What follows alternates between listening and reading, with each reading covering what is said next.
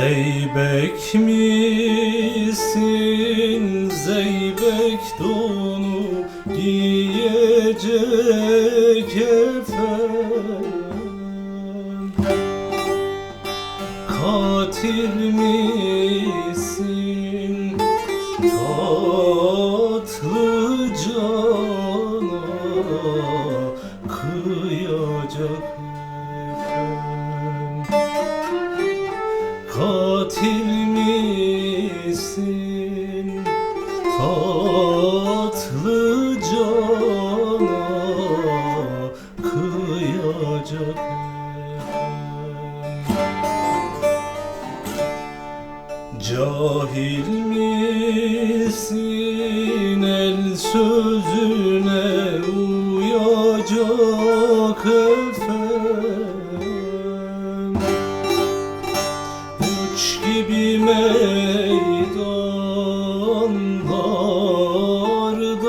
dönenler denize. Biz bir ahbap uğruna ölenlerden.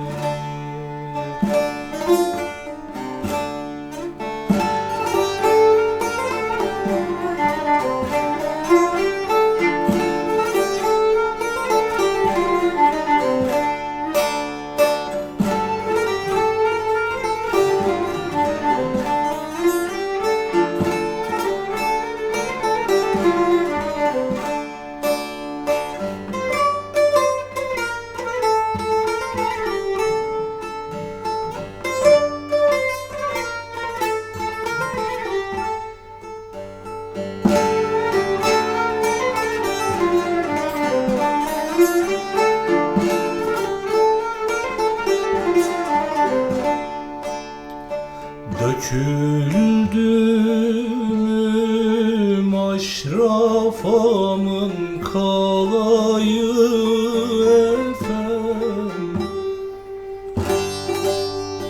bozuldu mu zeybeklerin alayı? Bozuldu mu zeybeklerin alayı?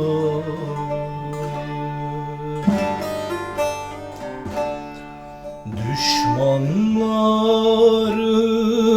öldürmenin kolayı efendim,